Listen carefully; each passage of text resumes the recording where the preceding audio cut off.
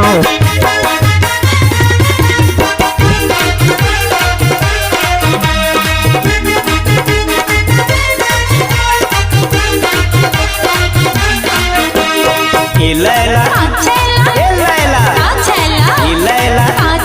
चल चलिया फिल्म देखेला। चलबे कहाँ? अरे अलकनंदा टॉकीज में ना हाँ? बड़ा जोरदार फिल्म लागे है। फिल्म ला देखबे ना हाँ? वो हीरो मन ला देखबे ना हाँ? तो तोरो चुई जाही लार मजा आ जाही। वो कर ले सोरा हो सिंगार मजा आ जाही। काठे की काठे की चल चली आज फूटी पिसला। कहाँ जहाँ हो ही देख सार मजा आ जाही। करहु सोलह सिंगार मजा आ जाही। ये तोरो चुई जाही लार मजा आ जाही। वो कर ले सोरा हो सिंगार मजा आ जाही।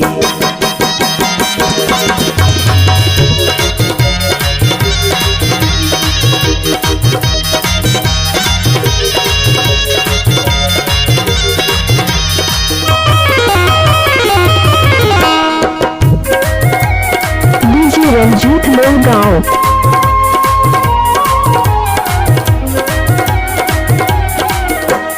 गाड़ी में सवार होके भागी मुड़ा पेल मजा आ जाही। गाड़ी है पुरान जहाँ हो ही फिर खेल मजा आ जाही। गाड़ी में सवार होके भागी मुड़ा पेल मजा आ जाही। गाड़ी है पुरान जहाँ हो ही फिर खेल मजा आ जाही।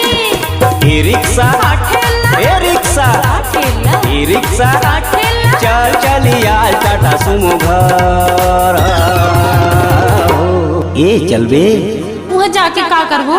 ओकर घरे कर प्यार मजा आ जाही। कर ले सोरा हो सिंगार मजा आ जाही। कर ले सोलह वो डीजे रंजीत सिंगार मजा आ गाँव। जाही। करहु सोलह वो सिंगार मजा आ जाही।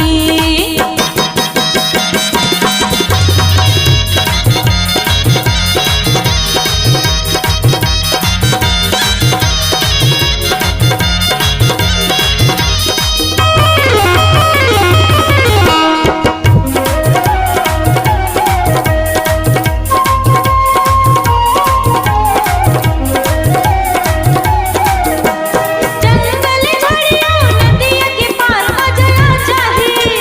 लहसुन और प्याज लेके महू तैयार मजा आ जाही।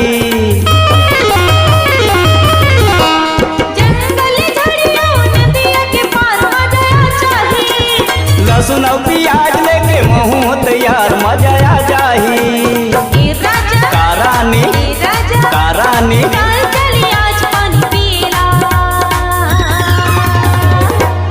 कहाँ खुले हवा बियर बार मजा आ जाही।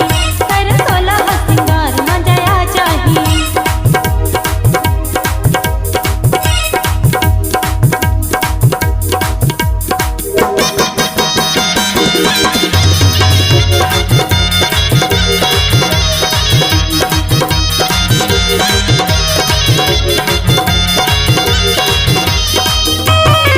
डीजे रंजीत गाँव।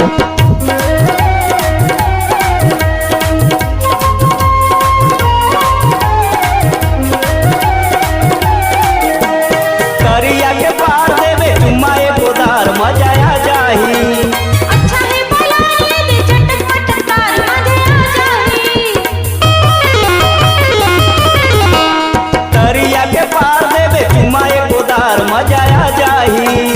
अच्छा है भला ले दे चटक पटक तार मजा आ जाही। इधानी कासैया इधानी कासैया चल चलिया लाइन मारेला। हमर आगे ही बाहर मजा आ जाही। वो कर ले सोरा हो सिंगार मजा आ जाही। करहु सोलह रे सिंगार मजा आ जाही। वो जहाँ हो ही ढेक सार मजा आ जाही।